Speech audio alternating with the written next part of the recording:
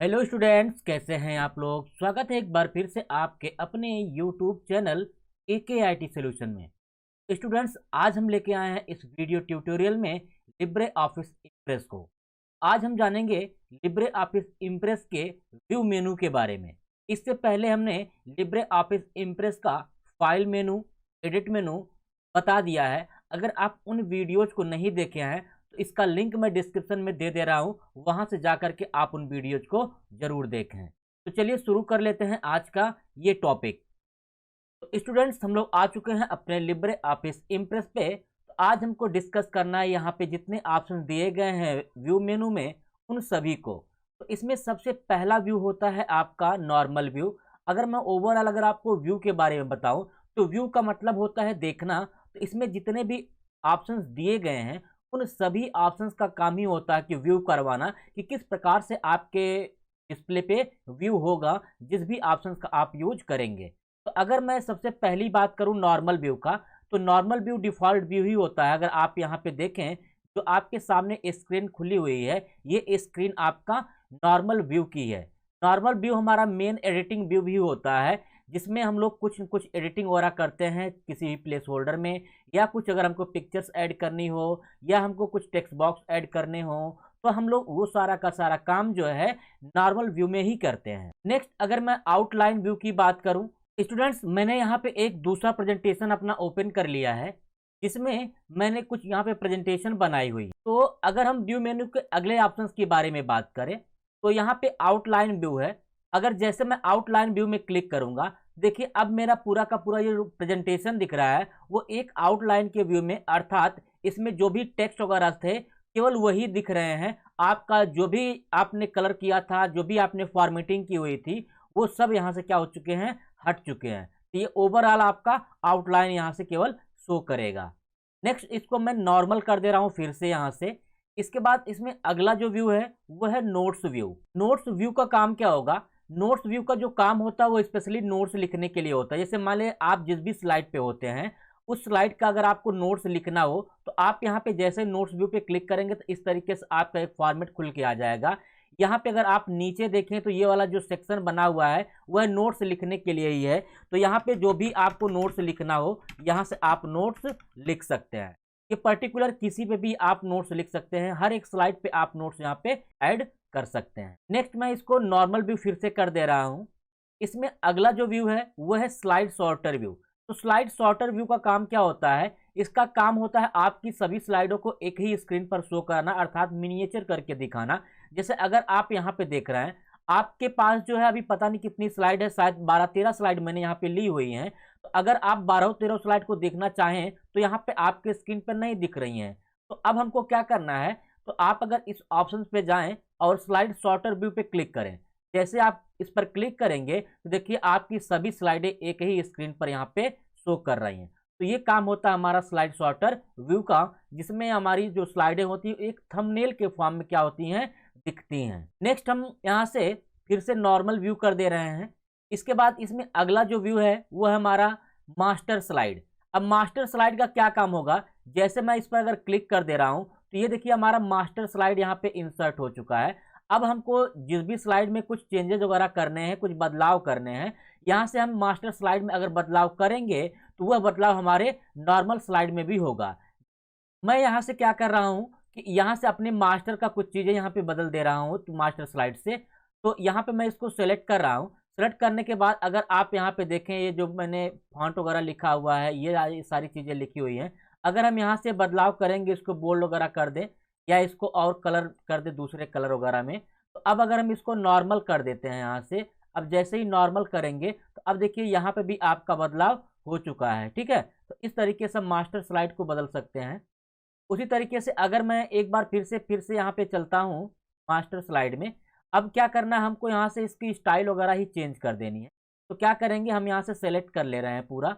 अब यहाँ पे अगर मुझको कोई इमेज लगाना हो मास्टर स्लाइड पे तो मैं यहाँ से जाऊँगा, इंसर्ट करा लूँगा, और यहाँ से मैं क्या कर रहा हूँ, एक इमेज को यहाँ पे पीछे देखिए मैंने इंसर्ट करा लिया है।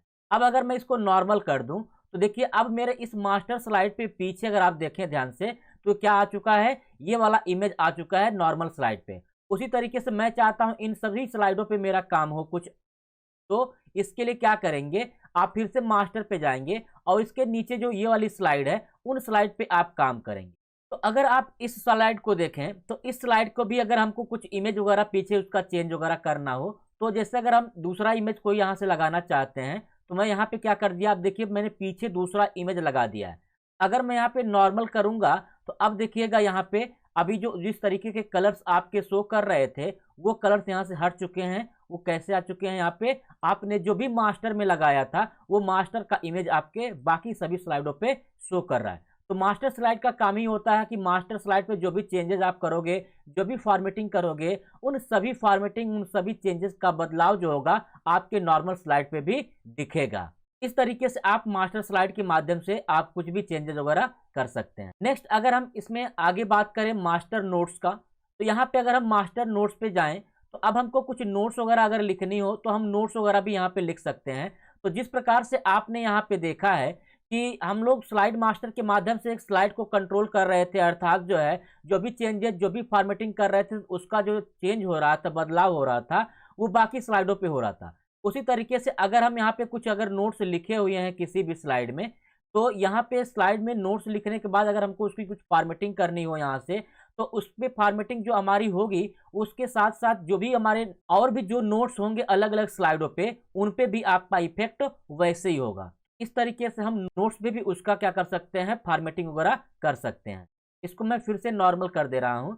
नेक्स्ट इसमें अगला जो ऑप्शन दिया गया है वो मास्टर हैंड आउट का है। अगर मैं मास्टर हैंड आउट की बात करूं तो हैंड आउट का काम होता है प्रिंटेड करने के लिए, अर्थात जो भी स्लाइड आपको प्रिंट करनी होती है तो उसके लिए हैंड आउट का यूज किया जाता है। अब आपको एक पेज पे कितनी स्लाइडें प्रिंट करनी होगी तो इसके लिए आप यहाँ से सेटिंग कर सकते हैं, तो उसी को हैंड आउट कहते हैं। तो अगर आप यहाँ पे देखें डिफॉल्ट में 6 स्लाइड के लिए दिया गया ऑप्शन, तो अगर आपको यहाँ से कम करना हो, ज़्यादा करना हो तो आप यहाँ से कम ज़्यादा कर सकते हैं। ये उसके लेआउट दिए गए हैं। जैसे मान लीजिए हमने इस पर अगर क्लिक कर दिया तो 2 स्लाइड पर पेज प्रिंट हो सकती हैं।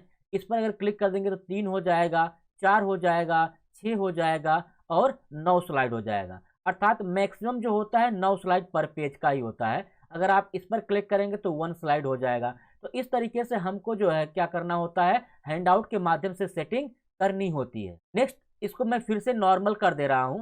नेक्स्ट इसमें अगला है आपका यूजर इंटरफेस।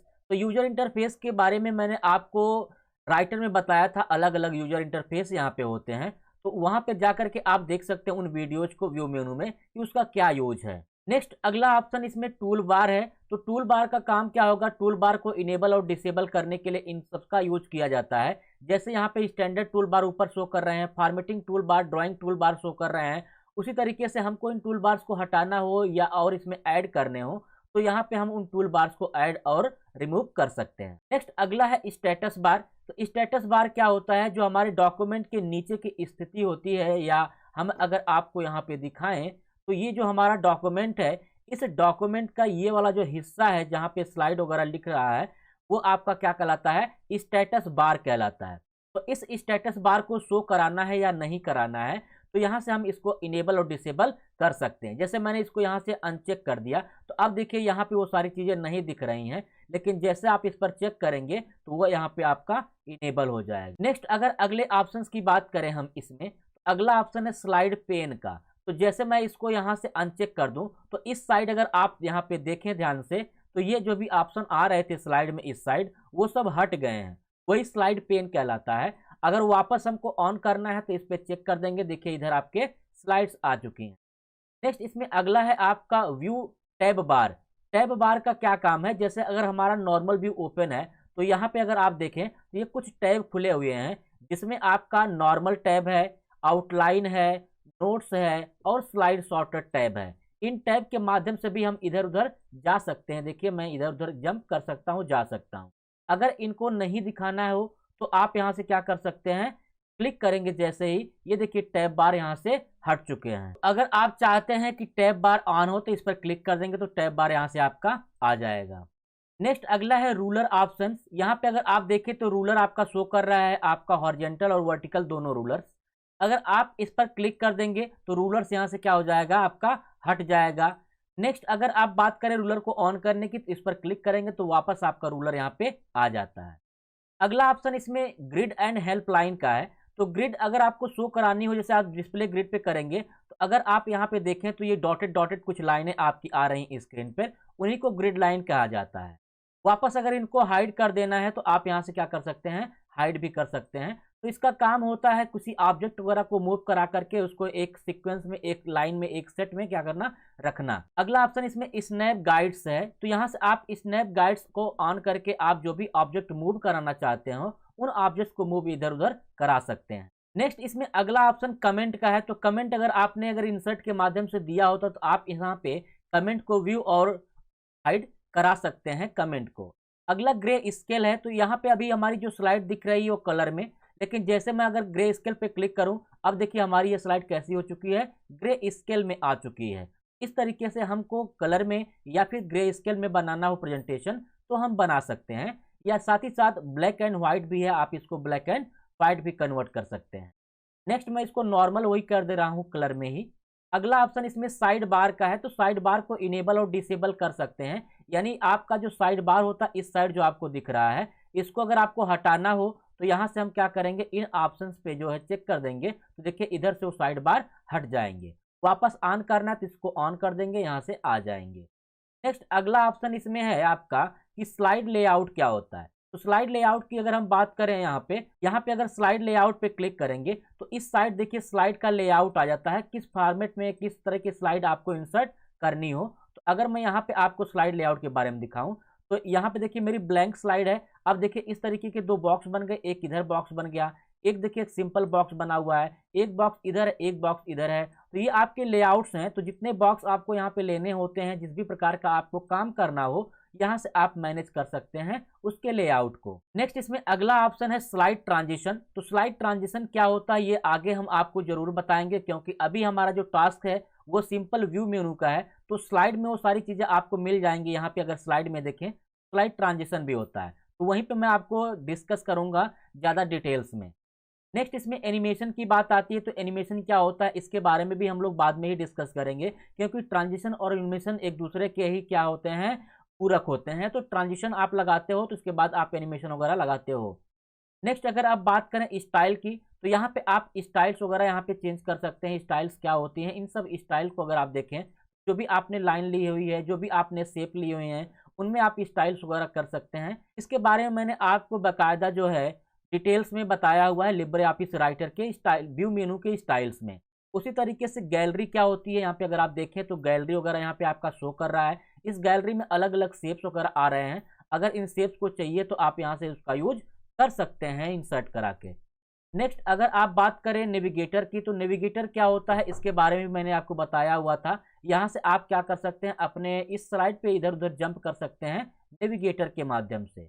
नेक्स्ट अगला है कलर बार। अगर मैं इस पर क्लिक कर देता हूँ तो अगर आप यहाँ पे देखें तो एक कलर बार यहाँ पे इंसर्ट हो चुका है। इस कलर बार के माध्यम से हम क्या कर सकते हैं, यहाँ से कलर वगैरह दे सकते हैं। नेक्स्ट इसमें शिफ्ट की अब बात करें हम, तो शिफ्ट का काम क्या होता है, इधर उधर शिफ्ट कराना। देखिए मैं यहाँ से क्या कर रहा हूँ, अपनी स्लाइड को इधर मूव करा पा रहा हूँ, यहाँ से शिफ्ट करा पा रहा हूँ। ये होता है हमारा शिफ्ट ऑप्शन। नेक्स्ट उसी में जूम है। तो जूम के माध्यम से हम क्या कर सकते हैं, अपनी स्लाइड को जूम कर सकते हैं। जूम इन और जूम आउट यहाँ पे ये पॉसिबल हो जाता है। तो स्टूडेंट्स ये आपके लिब्रे ऑफिस इम्प्रेस के व्यू मेनू के सारे ऑप्शंस मैंने कवर कर दिए हैं। नेक्स्ट हम लोग बात करेंगे इसके इंसर्ट मेनू के बारे में अगली वीडियो में। स्टूडेंट्स वीडियो कैसी लगी आपको, वीडियो अगर आपको अच्छी लगी तो वीडियो को लाइक कर दीजिए, साथ ही साथ हमारे चैनल को सब्सक्राइब कर दीजिए, बेल आइकन को प्रेस कर दीजिए। मिलते हैं नेक्स्ट वीडियो में, तब तक के लिए बाय बाय, टेक केयर।